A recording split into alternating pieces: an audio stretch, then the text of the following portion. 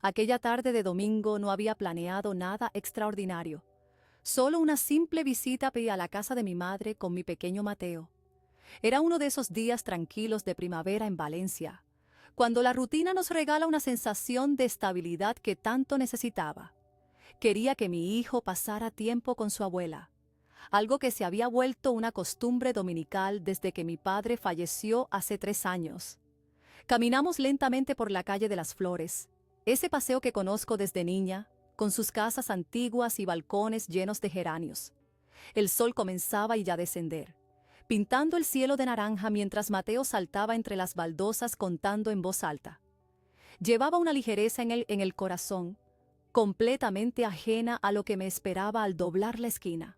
«Mami, ¿la abuela habrá hecho torrijas?», preguntó Mateo tirando de mi mano con impaciencia. «Es posible, cariño. Sabes que siempre tiene algo dulce para ti», respondí sonriendo ante su entusiasmo por los postres de mi madre. Cuando doblamos la esquina y la casa familiar apareció frente a nosotros, con su fachada blanca y aquella bugambilla que mi padre había plantado décadas atrás, noté algo extraño de inmediato. Apoyada contra el viejo muro de piedra estaba la bicicleta de Carlos, mi marido. Estaba allí como si hubiera sido dejada apresuradamente, inclinada en un ángulo que delataba una llegada apresurada. Mi estómago se tensó al instante. Carlos no había mencionado que visitaría a mi madre ese día. «Mira, mami, papá está aquí», exclamó Mateo con alegría, señalando la bicicleta que él reconocía perfectamente. ¡Qué sorpresa! Sí, una sorpresa. Una coincidencia que me inquietaba de una manera que aún no podía explicar. Carlos debería estar en su oficina en el centro, terminando unos planos para el nuevo proyecto del ayuntamiento. Al menos eso me había dicho durante el desayuno. «Llegaré tarde, no me esperes para cenar», fueron sus palabras exactas mientras bebía su café apresuradamente. Sujeté la mano de Mateo con más fuerza mientras nos acercábamos. La bicicleta se convirtió en un símbolo de algo que no podía nombrar, una pequeña grieta en la superficie de la vida que creía comprender. Intenté descartar la inquietud, pero mi cuerpo reaccionó antes que mi mente. Cada instinto me decía que procediera con cuidado. «Ve despacio, Mateo», le pedí, aunque él ya tiraba de mí con entusiasmo. La casa de mi madre siempre había sido un refugio. Crecí en esas habitaciones, conocía cada rincón, cada crujido del suelo de madera. Después de casarme con Carlos, habíamos comprado una casa a solo 15 minutos de allí, para mantener la cercanía familiar.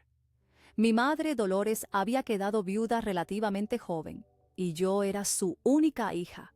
Nuestra relación siempre había sido estrecha, o al menos eso creía yo. El jardín delantero lucía impecable como siempre. Las macetas de romero y lavanda que bordeaban el camino de entrada desprendían su aroma característico. Mi madre dedicaba horas a su pequeño huerto y a sus plantas. «La tierra nunca te traiciona», solía decir. Esas palabras resonaron en mi mente mientras observaba la bicicleta de Carlos, brillante bajo el sol de la tarde. ¿Por qué no me había dicho que vendría? Carlos y mi madre se llevaban bien, siempre había sido así, pero no eran tan cercanos como para que él la visitara por su cuenta, sin mencionármelo. A menos que hubiera algo que no quisieran que yo supiera. La puerta de entrada estaba entreabierta, como invitándonos a pasar. Mateo corrió adelante, como siempre hacía, gritando «¡Abuela!», con esa voz aguda que rebotaba en las paredes. Yo me quedé atrás, mis pasos se volvieron más lentos, más deliberados. Sentía un peso en el pecho, una premonición. Desde que mi padre murió, dejándome como única heredera de la casa familiar en el pueblo y de un pequeño olivar en las afueras, había notado ciertos cambios en la actitud de Carlos. Sutiles al principio, preguntas casuales sobre los papeles de las propiedades, sugerencias sobre cómo invertir mejor ese patrimonio. Nunca le di mayor importancia. Al fin y al cabo, éramos un matrimonio, compartíamos nuestras vidas desde hacía 8 años. Me detuve en el umbral, observando el recibidor con sus fotografías familiares. Mi boda con Carlos, Mateo recién nacido en brazos de mi madre, mi padre sonriendo junto al olivo centenario. Respiré hondo, intentando calmar esa sensación de alarma que crecía en mi interior. «¿Mamá? ¿Carlos?», llamé, mi voz sonando más tensa de lo que pretendía. Escuché las risas de Mateo desde la cocina, pero nadie respondió a mi llamada.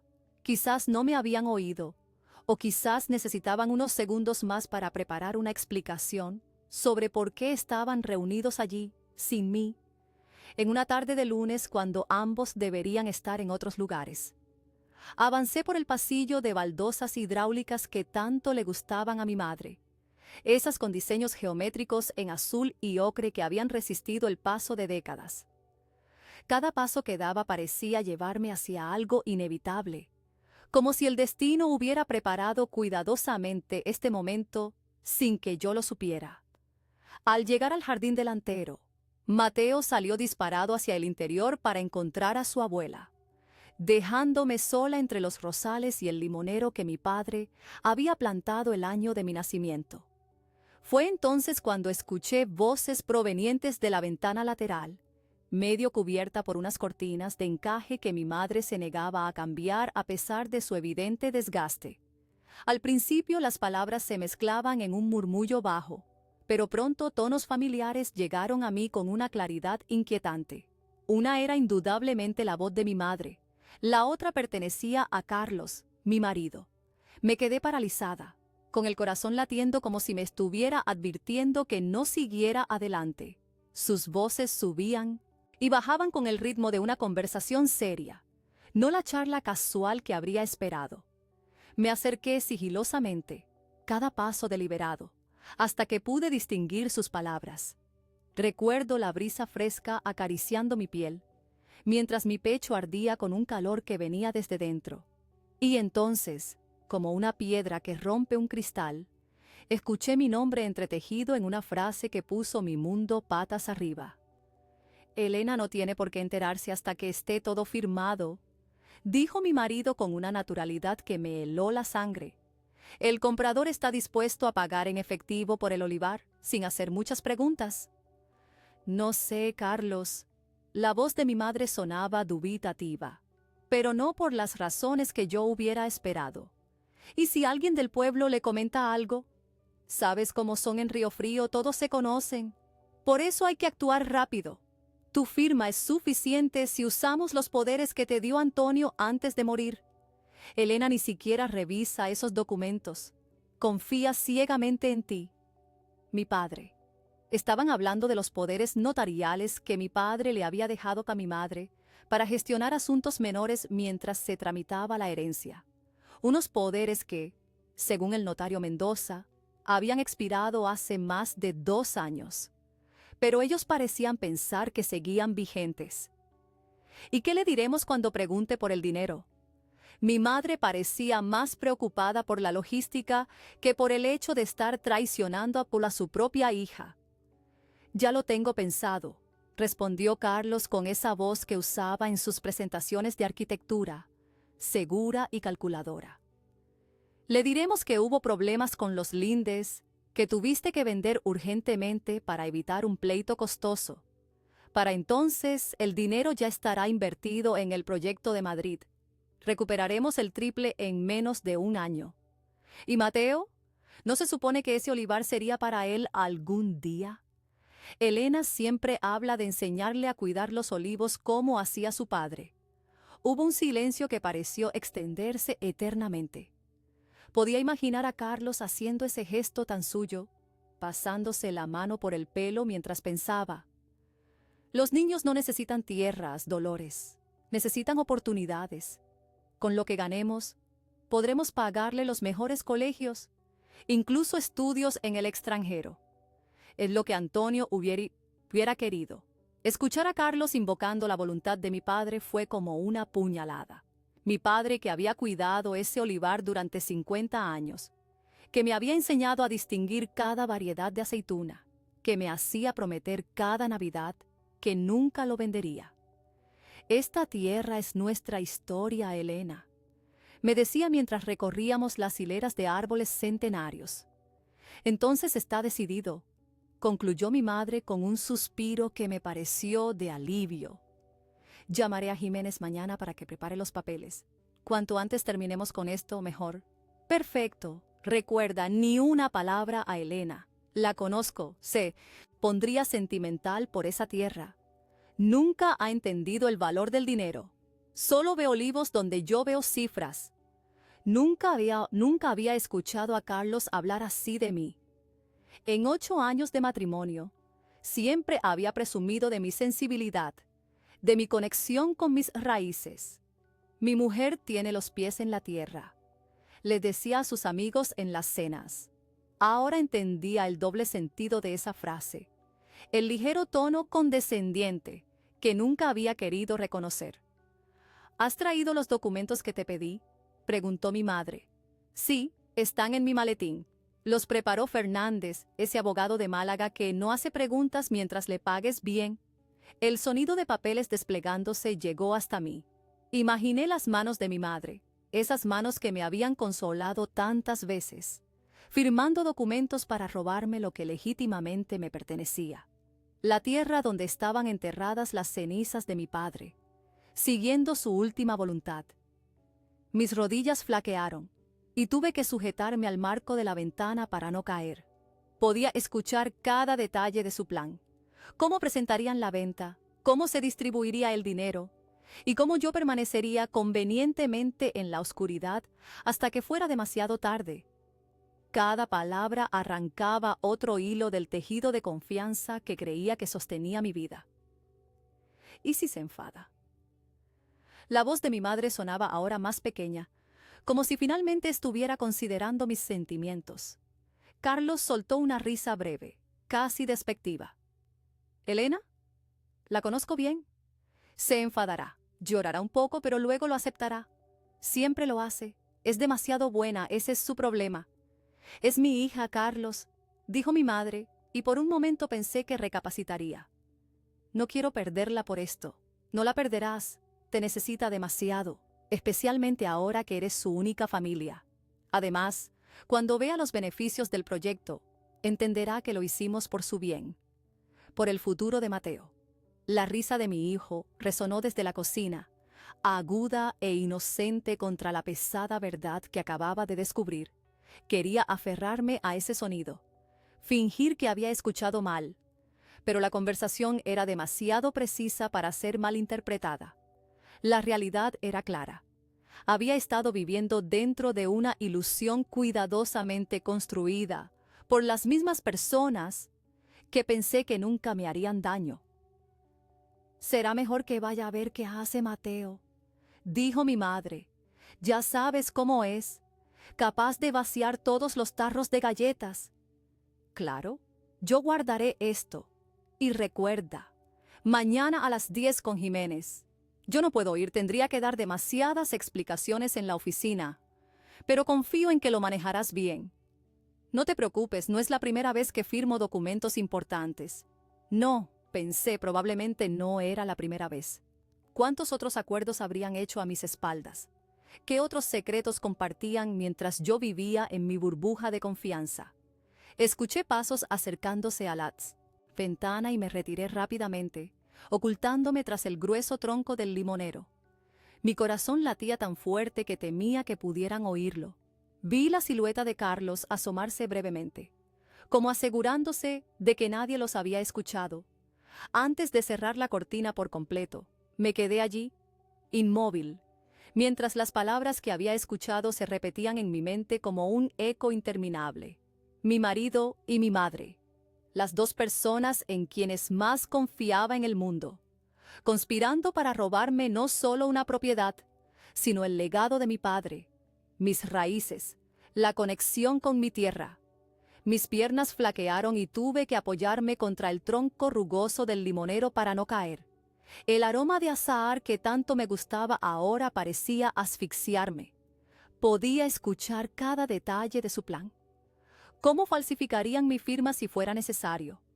¿Cómo el dinero se destinaría a ese misterioso proyecto en Madrid, del que Carlos llevaba meses hablando con entusiasmo? ¿Y cómo yo permanecería convenientemente ignorante, hasta que todo estuviera consumado. Cada palabra arrancaba otro hilo del tejido de confianza que creía que sostenía mi vida. Me sentí traicionada no solo como esposa, sino como hija. Mi madre, la mujer que me había criado, que me había sostenido la mano en el funeral de papá mientras me juraba que cuidaríamos juntas su legado, estaba tejiendo planes con el hombre con quien había construido una familia. No era solo el engaño lo que me aplastaba, sino la naturalidad en sus voces, la calma certeza con la que planeaban un futuro que me excluía de las decisiones. Como si yo fuera una niña incapaz de comprender el mundo adulto de las finanzas y las propiedades. Como si mi apego al olivar fuera un sentimentalismo infantil que debían gestionar a mis espaldas. La risa de Mateo resonó desde la cocina, aguda e inocente, contra la pesada verdad que acababa de descubrir. Mi pequeño de 6 años, ajeno a la traición que flotaba en el aire como polvo invisible.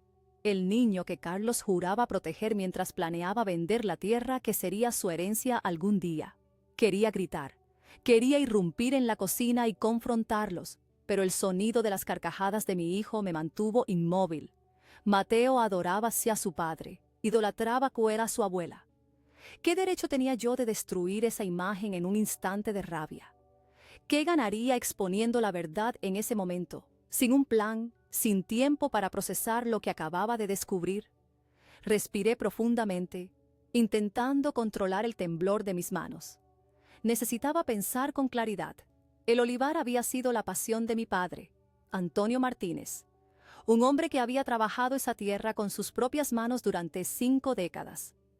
15 hectáreas de olivos centenarios de la variedad Picual, que producían uno de los aceites más premiados de la provincia de Jaén. Para mi padre, esa tierra era más que una propiedad. Era la historia de nuestra familia tallada en corteza y raíces. Cuando enfermó, su única preocupación era que el olivar permaneciera en la familia. «Prométeme que no lo venderás, Elena», me había dicho mientras sostenía mi mano con sus dedos ya débiles. «Esta tierra tiene el sudor de tu abuelo, el mío, y algún día tendrá el tuyo y el de Mateo». Se lo prometí con lágrimas en los ojos, viendo cómo se apagaba día tras día. Nunca imaginé que tendría que defender esa promesa contra mi propia madre y mi marido. Me alejé lentamente del limonero. Necesitaba distancia física de aquella ventana, de aquellas voces que ahora sonaban diferentes a mis oídos, contaminadas por la falsedad. Me senté en el pequeño banco de piedra que había al fondo del jardín, donde mi padre solía leer el periódico los domingos por la mañana. Desde allí podía ver la cocina a través de otra ventana, pero ellos no podían verme a mí. Observé a Mateo sentado a la mesa, balanceando sus piernas que aún no llegaban al suelo, mientras mi madre le servía un vaso de horchata y Carlos le revolvía el pelo con fingido afecto. Una escena familiar perfecta, excepto por el veneno que ahora sabía que corría por debajo. Mi mente repasó cada detalle que conocía sobre la situación legal del olivar. Mi padre había sido meticuloso con sus asuntos. El testamento era claro. Yo era la única heredera de todas sus propiedades. Mi madre había recibido el usufructo de la casa familiar en Valencia, pero el olivar era exclusivamente mío. Los poderes notariales que había mencionado Carlos habían sido temporales, para gestionar ciertos trámites mientras se resolvía la testamentaría. El notario Mendoza me lo había explicado claramente. Pero Carlos era arquitecto, acostumbrado a moverse en círculos de poder, a intercambiar favores con abogados y funcionarios. ¿Había encontrado algún resquicio legal? ¿Tenía algún contacto en el registro que pudiera falsificar documentos? Mi mente giró vertiginosamente entre posibilidades, cada una más aterradora que la anterior. Recordé las extrañas llamadas telefónicas que Carlos recibía últimamente, cómo bajaba la voz o salía al balcón, las reuniones de trabajo que se alargaban hasta la madrugada, los viajes repentinos a Madrid que nunca explicaba del todo, las preguntas aparentemente inocentes sobre el olivar, si había visitado Río Frío últimamente, si había hablado con el capataz que cuidaba los olivos en mi ausencia. Todo encajaba ahora, como piezas de un rompecabezas que se completa para revelar una imagen que preferiría no haber visto nunca. La imagen de un matrimonio construido sobre arena, de una confianza maternal que había sido solo una ilusión. Y mi madre, Dolores Ramírez, viuda de Antonio Martínez, la mujer que me había enseñado que la familia estaba por encima de todo. ¿Cómo había llegado a esto? ¿Qué le había prometido Carlos para convencerla de traicionar no solo a su hija, sino también la memoria de su marido? ¿Dinero? ¿Una parte de ese misterioso negocio en Madrid? ¿O simplemente la había manipulado, aprovechándose de su soledad tras la muerte de mi padre? La cabeza me daba vueltas con preguntas sin respuesta, con la dolorosa certeza de que las personas que creía conocer eran en realidad extraños. Extraños que habían compartido mi mesa, mi casa, mi vida durante años, observándome, calculando, esperando el momento adecuado para actuar. A través de la ventana vi a Carlos mirar su reloj con impaciencia. Probablemente tenía que volver a la oficina, mantener las apariencias. La normalidad era su mejor disfraz. Me pregunté cuántas veces habría representado este papel. El marido atento, el yerno perfecto, mientras por dentro calculaba cómo apropiarse de lo que era mío. Vi a mi madre inclinarse para besar la frente de Mateo, un gesto tan familiar que me provocó una punzada de dolor físico. ¿Cómo podía ser la misma mujer, la que me había acunado durante fiebres infantiles, la que había llorado conmigo cuando perdí mi primer embarazo, y también la que ahora planeaba robarme lo único que me quedaba de mi padre? El sol comenzaba a ocultarse tras los tejados del barrio del Carmen, tiñendo el cielo de un naranja intenso que me recordó los atardeceres en el olivar. ¿Cuántas veces había contemplado ese mismo sol ponerse entre los olivos con mi padre, con Carlos, imaginando un futuro donde Mateo correría entre esos mismos árboles? Un futuro que ahora se desvanecía ante mis ojos como humo. Escuché la puerta de la cocina abrirse. Carlos salía con su maletín en la mano, despidiéndose efusivamente de mi madre. Su actuación era impecable. El yerno dedicado, el esposo que va a buscar a su mujer e hijo después del trabajo. Ningún observador casual sospecharía la verdad que se ocultaba tras esa fachada perfecta. Elena debe estar al llegar con el niño. Escuché decir a mi madre, su voz cargada de una preocupación que ahora sabía falsa. ¿Quieres esperarlos? No puedo. Tengo una reunión, respondió Carlos consultando de nuevo su reloj. Diles que surgió algo urgente en la oficina. Ya hablaré con Elena esta noche. Claro que hablaría conmigo. Quizás me contaría alguna historia elaborada sobre su día, me preguntaría por el mío, jugaría con Mateo antes de acostarlo. Y yo tendría que decidir si seguir el juego o enfrentarme a la verdad que acababa de descubrir. Una verdad que amenazaba con destruir los cimientos de mi vida tal como la conocía. Me aparté de mi escondite cuando vi a Carlos montar en su bicicleta y alejarse calle abajo. Respiré profundamente varias veces, forzándome a recuperar la compostura. Mi primer instinto era entrar como un vendaval, enfrentarme a mi madre, exigir explicaciones. Pero al ver a Mateo a través de la ventana felizmente mordisqueando una magdalena, me sentí paralizada. No podía permitir que él me viera desmoronarme en ese momento. Necesitaba mantenerme entera, al menos hasta decidir qué hacer. Caminé lentamente hacia la puerta del jardín, fingiendo revisar mi móvil para que nadie percibiera la tormenta que rugía dentro de mí. Mis piernas me llevaban automáticamente, pero mi mente giraba con imágenes de firmas falsificadas, reuniones secretas y futuros decididos sin mí. Sentía como si el suelo se hubiera agrietado, dejándome balanceándome al borde de un precipicio. «¡Mamá! ¿Por fin llegas?», exclamó Mateo al verme entrar. «La abuela me ha hecho chocolate con churros y dice que puedo llevarme los que sobren a casa». Mi madre apareció desde la cocina, secándose las manos en el delantal que había pertenecido a mi abuela. Su sonrisa parecía tan genuina, tan maternal, que por un segundo dudé de lo que había escuchado. ¿Cómo podía sonreírme así mientras planeaba traicionarme? Elena, cariño, ¿no te oí llegar?, dijo acercándose para besarme en la mejilla. Qué sorpresa que Carlos pasara a saludar, ¿verdad? Lástima que tuviera que irse tan rápido. La naturalidad con la que mentía me dejó sin aliento.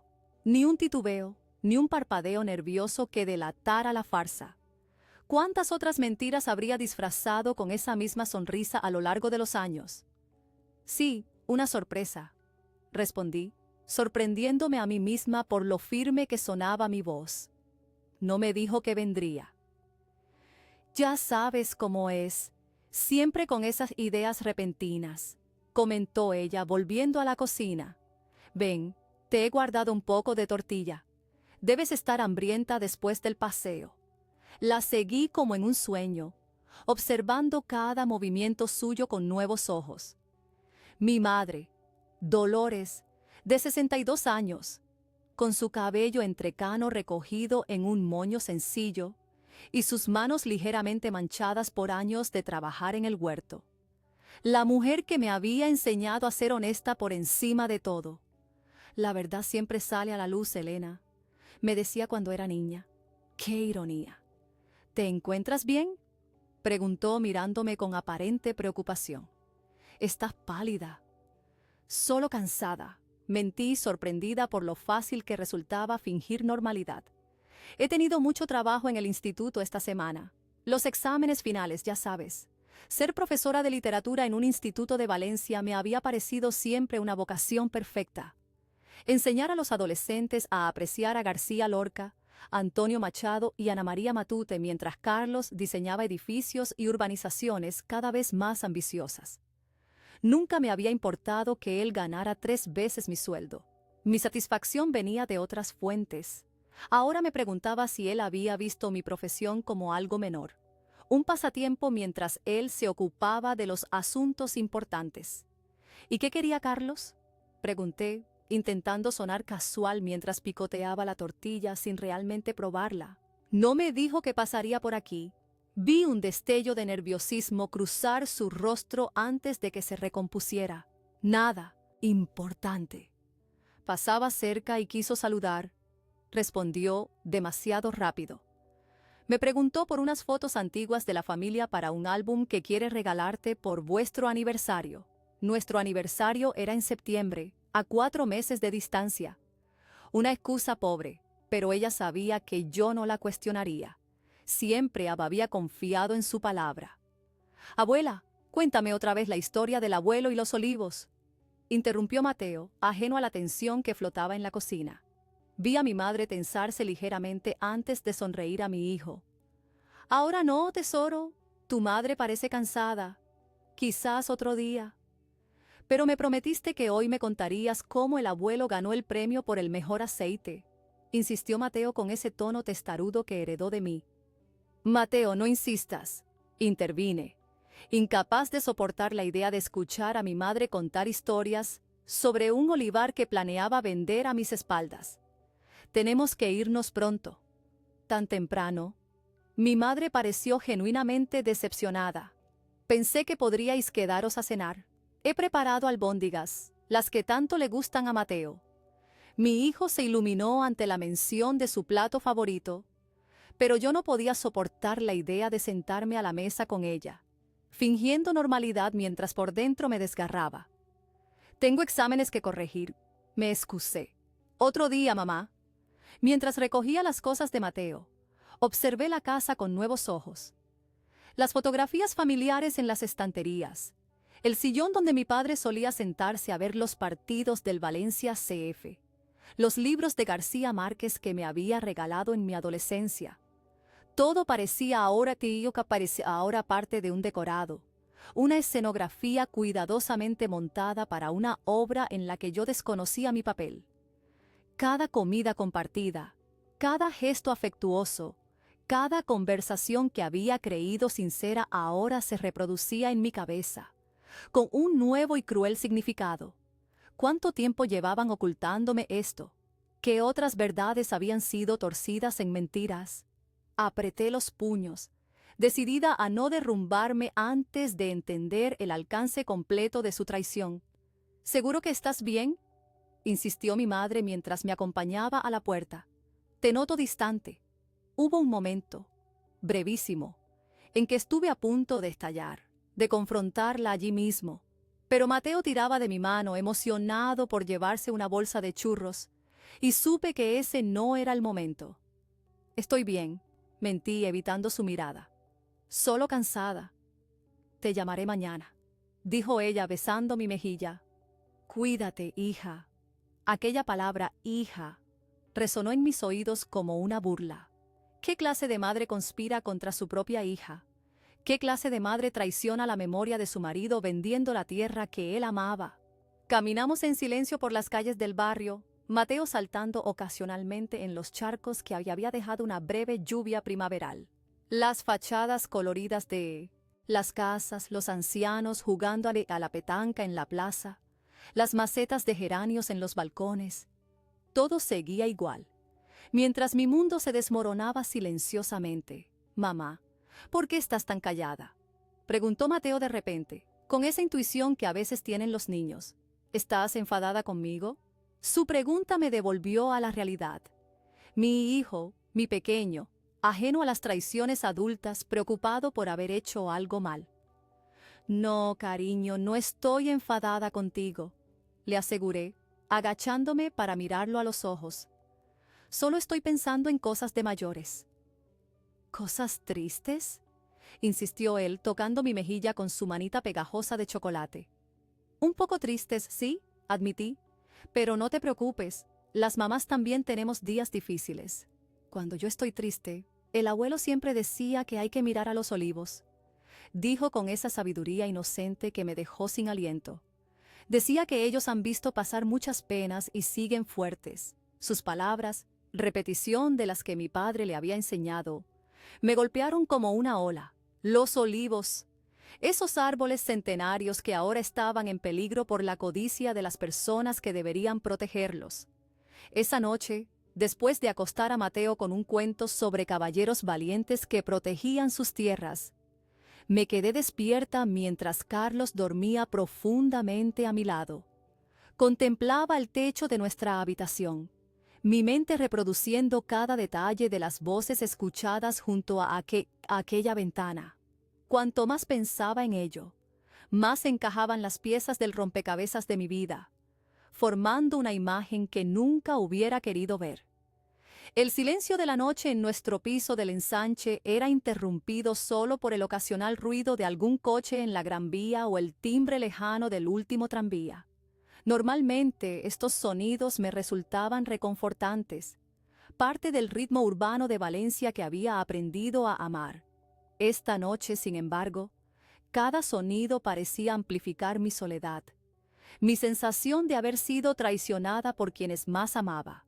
Giré la cabeza para observar a Carlos. Su respiración era regular, su rostro relajado en un sueño sin preocupaciones. ¿Cómo podía dormir tan tranquilo después de lo que había hecho? Lo estudié como si fuera un extraño, el perfil definido que me había atraído cuando nos conocimos en aquella exposición de arquitectura hace 10 años.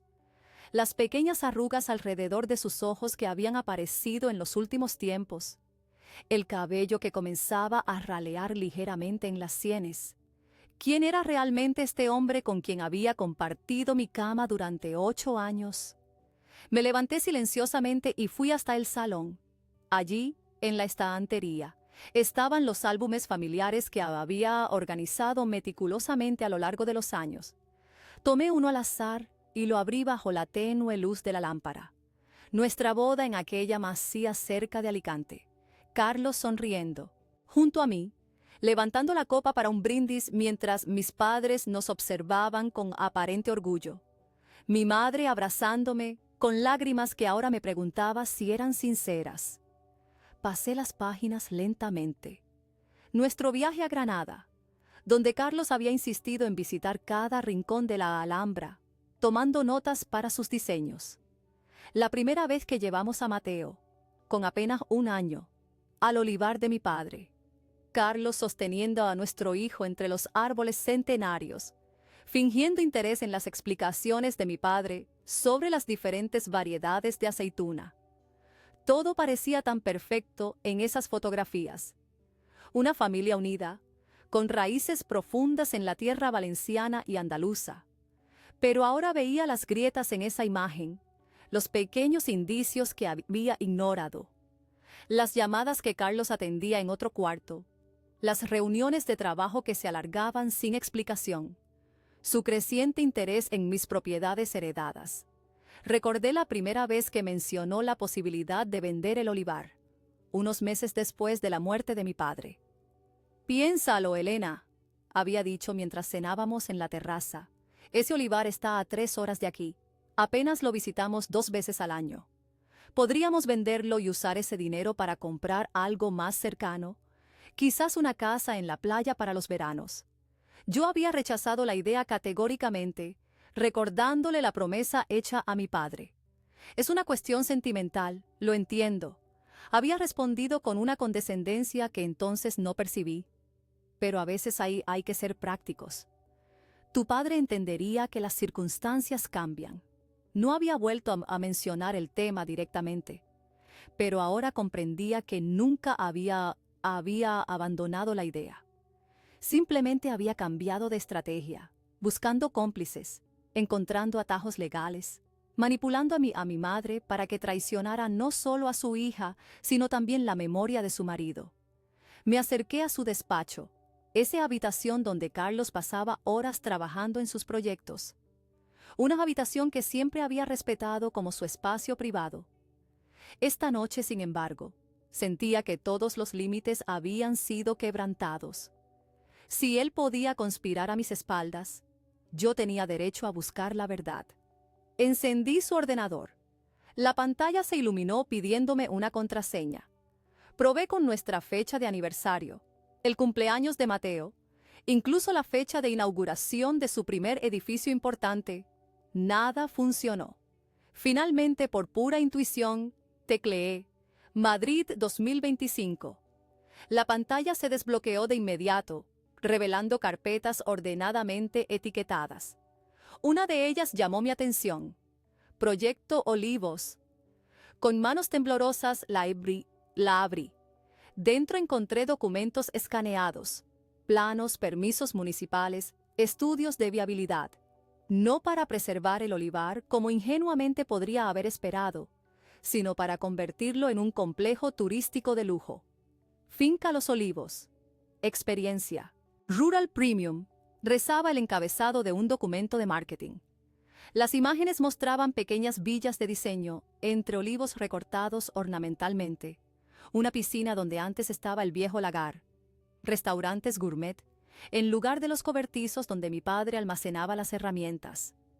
El corazón me dio un vuelco al ver el nombre de la empresa promotora, Desarrollos Martínez y Ramírez. Nuestros apellidos unidos en un proyecto que destruiría el legado de mi padre. Seguí explorando, cada archivo confirmando mis peores temores. Había correos electrónicos entre Carlos y diversos inversores, prometiendo rendimientos extraordinarios. Comunicaciones con un abogado de Málaga sobre cómo agilizar la transferencia de propiedades. Y lo más doloroso, mensajes intercambiados con mi madre durante meses, planeando cada paso de esta traición. Dolores, ya tenemos 5 inversores confirmados. Solo falta resolver el asunto Elena. Confío en que sabrás manejarla cuando llegue el momento. La frialdad de esas palabras me heló la sangre. Yo no era su esposa, la madre de su hijo. Era un asunto que resolver, un obstáculo en su camino hacia la riqueza. Continué leyendo hasta tropezar con un documento titulado Acuerdo de reparto. Carlos recibiría el 60% de los beneficios como gestor del proyecto, mi madre un 25% por facilitar la adquisición del terreno, y varios socios menores se repartirían el resto. Mi nombre no aparecía por ninguna parte. El olivar que legítimamente me pertenecía sería vendido sin mi conocimiento, y yo no vería un solo euro de esa transacción. Me sentí físicamente enferma, La habitación parecía girar a mi alrededor mientras las implicaciones de lo que había descubierto se asentaban en mi mente. No era solo una traición financiera o legal. Era una traición a todo lo que yo creía que éramos como familia. Regresé a la habitación y observé a Carlos durmiendo. ¿Cómo podía parecer tan pacífico? ¿Cómo podía dormir tranquilo sabiendo lo que estaba haciendo? Me pregunté cuánto tiempo llevaba planeando esto. ¿Desde la muerte de mi padre? O quizás desde antes, esperando pacientemente el momento adecuado. Recordé nuestros primeros años juntos, cuando parecía genuinamente interesado en mi pasión por la literatura, en mis clases, en mis sueños de escribir algún día. ¿Cuándo había comenzado a verme como un medio para conseguir propiedades? ¿O siempre había sido así y yo, cegada por el amor, no había querido verlo? En un cajón guardaba la última botella de aceite que mi padre había producido antes de enfermar. La etiqueta, diseñada por él mismo, mostraba un olivo centenario y las palabras Aceite Martínez, tradición familiar desde 1923. La sostuve entre mis manos temblorosas, sintiendo que era lo único auténtico que quedaba en mi vida. Me acerqué a la habitación de Mateo y lo observé dormir, abrazado a ese peluche de olivo que mi padre le había regalado. Para que nunca olvides tus raíces, le había dicho. Mi pequeño, que soñaba con ser agricultor como el abuelo, que pedía visitar el olivar en cada vacación, que conocía los nombres de cada variedad de aceituna antes que los de los superhéroes. ¿Qué le diría cuando preguntara por qué ya no podíamos visitar los árboles del abuelo? Regresé a nuestra cama, incapaz de dormir pero consciente de que necesitaba descansar para enfrentar lo que vendría. La vida que había creído tener hasta ese momento se había construido sobre mentiras, y continuar fingiendo solo profundizaría mis heridas. Sabía que no podía seguir callada. Con la primera luz del amanecer filtrándose por las persianas, tomé una decisión. No permitiría que esta traición definiera el resto de mi vida. No dejaría que convirtieran el legado de mi padre en un negocio para turistas adinerados. No sería la víctima silenciosa de sus maquinaciones. El olivar no era solo una propiedad, era la historia de mi familia tallada en corteza y raíces, el futuro que había soñado para Mateo, la promesa que había hecho a mi padre en su lecho de muerte. Lucharía por defenderlo, aunque eso significara enfrentarme a las dos personas en quienes más había confiado. Me levanté antes que Carlos, preparé el desayuno para Mateo como cualquier otro día. Firmé su agenda escolar y lo acompañé a la parada del autobús. Actué con normalidad, como si mi mundo no se hubiera desmoronado, como si no hubiera descubierto que vivía con un extraño. Pero dentro de mí, algo había cambiado irrevocablemente. La mujer que caminaba de regreso a casa ya no era la misma que había visitado a su madre el día anterior. Al amanecer, con los primeros rayos de sol filtrándose por las persianas de nuestro dormitorio, ya sabía que no podía seguir callada. La vida que había vivido hasta ese momento se había construido sobre mentiras, y continuar fingiendo solo profundizaría mis heridas.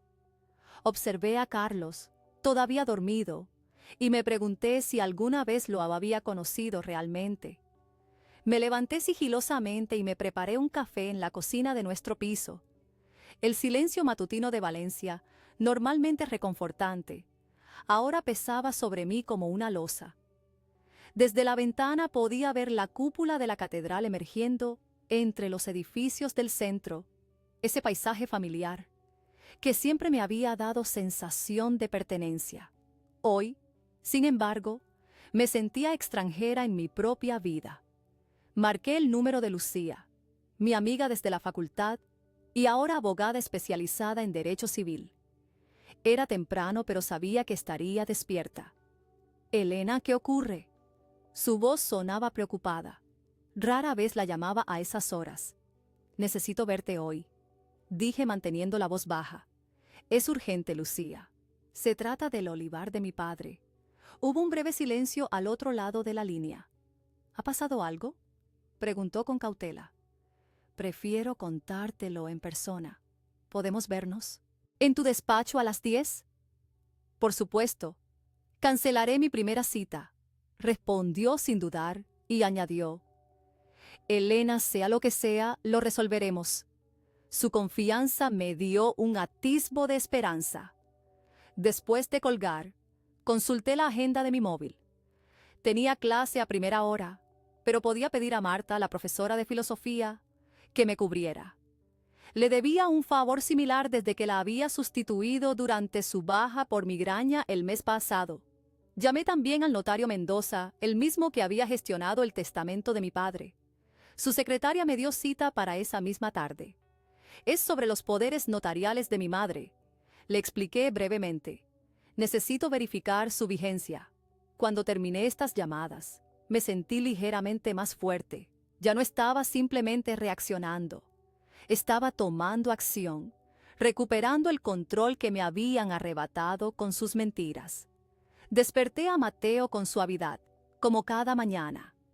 Su carita somnolienta, tan parecida a la mía, me recordó por qué necesitaba ser fuerte. «Buenos días, mi olivito, le dije, usando el apodo que mi padre le había puesto. «Buenos días, mami», murmuró, frotándose los ojos. «¿Hoy es día de colegio?» «Sí, pero tengo una sorpresa para después», improvisé. «¿Qué te parece si esta tarde vamos a ver a Tony?» Sus ojos se iluminaron. Antonio Fernández, Tony para los amigos, era el capataz que cuidaba nuestro olivar desde que yo era niña. Un hombre curtido por el sol, de pocas palabras pero inmensa sabiduría sobre la tierra. Mi padre lo consideraba casi un hermano. «¿Sí? ¿Iremos al olivar? ¿Podré subir al tractor?», preguntó súbitamente despierto y entusiasmado. «Claro que sí», prometí, sabiendo que necesitaba hablar con Tony cuanto antes. Él conocía cada centímetro de esa tierra, cada papel relacionado con ella. Y, lo más importante, era absolutamente leal a la memoria de mi padre. Carlos apareció en la puerta del dormitorio, ya vestido con uno de sus impecables trajes, el pelo perfectamente peinado, maletín en mano. «Buenos días, familia», saludó con esa naturalidad que ahora me resultaba insoportable. «¿Qué son esos gritos de alegría?» «Vamos a ver a Tony y los olivos, papá», exclamó Mateo, saltando sobre la cama. «¿Vendrás con nosotros?» Vi cómo la expresión de Carlos se tensaba ligeramente, antes de componer una sonrisa. «Me encantaría, campeón, pero hoy tengo una reunión importante», respondió evitando mi mirada. «Será en otra ocasión». «Siempre dices lo mismo», protestó Mateo, haciendo un puchero. «Nunca vienes al olivar con nosotros». «El trabajo de papá es muy importante», intervine, observando a Carlos con una nueva claridad. «Diseña edificios grandes mientras nosotros cuidamos de los olivos del abuelo. Cada uno tiene sus prioridades». Carlos me lanzó una mirada rápida, quizás detectando algo inusual en mi tono, pero no comentó nada. Se limitó a besar la frente de Mateo y dirigirse a la puerta. «Volveré tarde, no me esperéis para cenar», dijo, la misma frase que repetía cada vez más frecuentemente. «Tengo esa reunión sobre el proyecto de Madrid». «El famoso proyecto de Madrid», murmuré, pero no lo suficientemente bajo. «¿Dijiste algo?», preguntó deteniéndose en el umbral. «Nada importante», respondí, esbozando mi mejor sonrisa falsa. «Que tengas un buen día, Carlos». Cuando la puerta se cerró tras él, sentí como si me quitaran un peso de encima. No tener que fingir, aunque solo fuera por unas horas, era un alivio. Después de dejar a Mateo en el colegio, me dirigí al despacho de Lucía en la calle Colón. Su bufete ocupaba un pequeño pero elegante entresuelo en un edificio modernista. La sala de espera estaba vacía como había prometido. «Pasa directamente», me indicó Carmela, su secretaria. «Te está esperando». Lucía se levantó para abrazarme en cuanto entré. Nos conocíamos desde los 18 años. Habíamos compartido piso durante la carrera, confidencias, desamores. Ella había sido mi testigo en la boda con Carlos, la madrina de Mateo en su bautizo. Si había alguien en quien podía confiar plenamente, era ella. «Tienes mala cara», observó ofreciéndome asiento y café. «Cuéntame qué ocurre». Durante la siguiente hora le relaté todo: la conversación que había escuchado entre Carlos y mi madre, los documentos descubiertos en el ordenador, el proyecto turístico planeado a mis espaldas. A medida que hablaba veía cómo la expresión de Lucía pasaba de la sorpresa a la indignación, y finalmente a una determinación profesional que conocía bien. «Legalmente están en terreno pantanoso», dijo cuando terminé, consultando unos códigos en su ordenador. «Los poderes notariales que mencionan caducaron hace tiempo. Como bien sabes, cualquier documento firmado con ellos sería nulo. Pero si han falsificado tu firma, ¿podrían ir a la cárcel?», pregunté, sorprendiéndome a mí misma por la frialdad con que contemplaba esa posibilidad. «Es posible si podemos probarlo», respondió Lucía, «pero primero debemos asegurarnos de que no han registrado ya alguna venta o preacuerdo. Después de tu cita con Mendoza, deberíamos visitar el registro de la propiedad en Jaén». Asentí, sintiendo una mezcla de determinación y tristeza. Nunca imaginé que me vería en esta situación, contemplando acciones legales contra mi propio marido y mi madre. «¿Qué harás después?», preguntó Lucía con una suavidad que contrastaba con su tono profesional anterior. «Me refiero a tu matrimonio, Elena». La pregunta me golpeó con toda su fuerza. En mi frenética actividad matutina, había evitado pensar en las consecuencias personales de lo que había descubierto. «No lo sé», admití. «Ahora mismo solo puedo pensar en proteger el olivar. Es lo único que me dejó mi padre, lo único que quiero preservar para Mateo». «Entiendo», dijo apretando mi mano sobre la mesa. «Un paso a la vez. Hoy nos centramos en los aspectos legales. El corazón puede esperar». Pero ambas sabíamos que no era cierto. El corazón no espera, sangra, duele, se rompe a su propio ritmo, independientemente de nuestros planes o conveniencias. Salí de su despacho con un plan de acción y un nudo en la garganta. Tenía 2 horas antes de mi cita con el notario, así que decidí caminar hasta la plaza del ayuntamiento para despejarme. El bullicio de la ciudad, la normalidad de la gente que pasaba a mi lado, me resultaba casi surrealista. ¿Cómo podía el mundo seguir girando cuando el mío se había detenido? Me senté en un banco frente a la fuente central, observando a los turistas tomando fotografías, a los oficinistas apurando cafés antes de regresar al trabajo, a las palomas disputándose migas de pan. Saqué mi teléfono y contemplé la última foto que tenía del olivar. Mateo y yo bajo el olivo más antiguo, el que mi padre llamaba el Patriarca, un árbol de más de 500 años que había sobrevivido guerras, sequías y tempestades. «Esta tierra tiene memoria», decía siempre mi padre. «Estos árboles han visto más dolor y más alegrías de las que nosotros podemos imaginar. Y siguen aquí, firmes». Su voz resonaba en mi mente con una claridad que me dio fuerzas. Me levanté del banco con una resolución renovada. No era solo el valor económico de esa tierra lo que defendía. Era su historia, su significado, la promesa hecha a un hombre que había dedicado su vida a cuidarla. Era el futuro de mi hijo, su derecho a conocer y amar esas raíces tan profundas como las de los olivos centenarios. Con pasos firmes, me dirigí a la oficina del notario Mendoza. El edificio, una antigua casona rehabilitada en la calle Pintor Sorolla, imponía cierto respeto con su fachada señorial. En la sala de espera, decorada con muebles de madera oscura y cuadros de paisajes valencianos, respiré hondo varias veces. Cuando el notario me recibió en su despacho, su expresión grave me indicó que mi breve explicación telefónica le había alertado de la seriedad del asunto. «Señora Martínez», comenzó tras los saludos formales, «he revisado el expediente de su padre antes de recibirla. Efectivamente, los poderes otorgados a su madre expiraron hace 2 años y 3 meses. Cualquier transacción realizada usando esos poderes sería completamente nula. Sentí un alivio momentáneo. Al menos en ese aspecto, la ley estaba de mi lado. ¿Y si alguien intentara utilizarlos igualmente? Pregunté. ¿O si falsificaran mi firma? El notario me miró por encima de sus gafas con interés renovado. Eso constituiría un delito grave, señora Martínez. ¿Tiene motivos para creer que algo así podría ocurrir? Le expliqué brevemente mis sospechas, sin entrar en detalles personales sobre mi matrimonio. Su expresión se tornó cada vez más seria. Le recomendaría presentar una alerta preventiva en el registro de la propiedad inmediatamente, dijo tomando algunas notas. Eso bloquearía cualquier intento de transacción sobre esos terrenos sin su verificación personal. Puedo gestionarlo por usted si lo desea. Asentí, agradecida por su ayuda y eficiencia.